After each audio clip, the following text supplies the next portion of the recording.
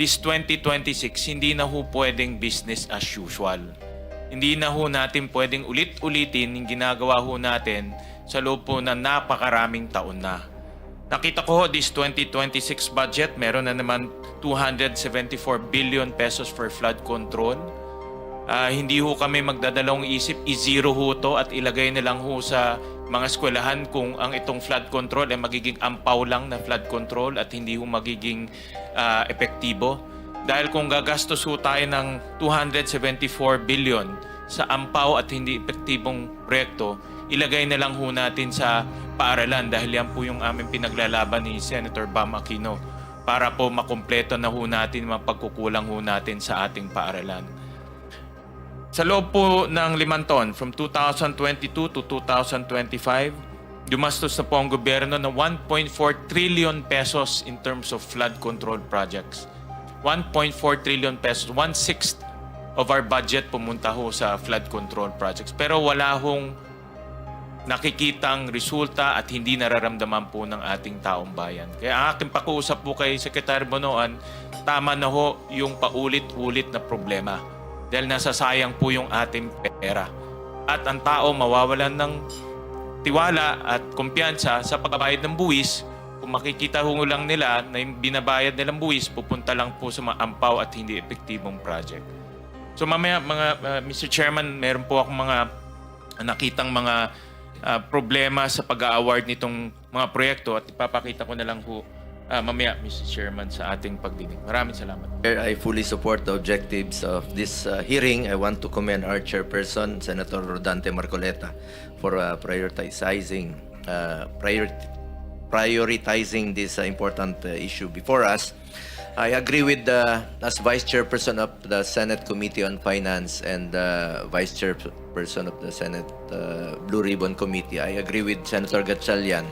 Babantayan po namin itong budget for 2026 at bilang chairman ng Committee on Health, di na po bago sa ating bansa ang paghagupit ng mga bagyo at hindi na rin po bago sa atin ang pagbaha. Pero Mr. Chair, I share the observations that despite billions of pesos for funding for flood control projects, flooding becomes worse. Mas lalo pang tumataas at yung mga lugar na dating hindi naman kadalasang binabaha ngayon ay binabaha na rin. Taon-taon, pataas ng pataas ang budget para sa flood control pero pataas ng pataas rin po ang pagbabaha.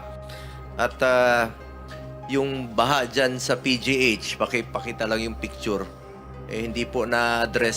Sana bigyan po ito ng priority ninyo. Mas malapit naman po ito sa atin at mas nakikita nyo, yung pondo po sa health is less than triple ang budget ng DPWH kumpara sa health.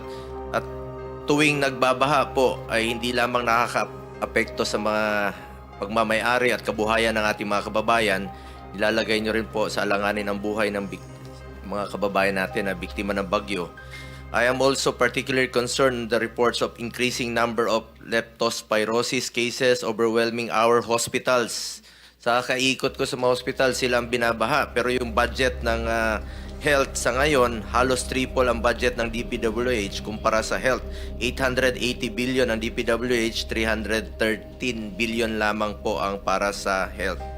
Sana ilaan na lang po ang pondo na mapapakinabangan po ng taong bayan para sa health sa pagtatayo at pag-upgrade po ng mga hospitals, medical assistance at PhilHealth benefits. Mas baha nga sa mga hospital ngayon, hindi naman na-address until now. At I agree with our majority floor leader noong August 9, 2023 pa lamang ay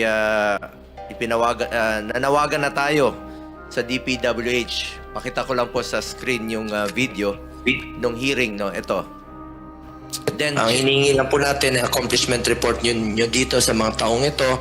And can you submit to the committee a copy of your master plan for your flood control programs? At gusto nating malaman kung wala ba talagang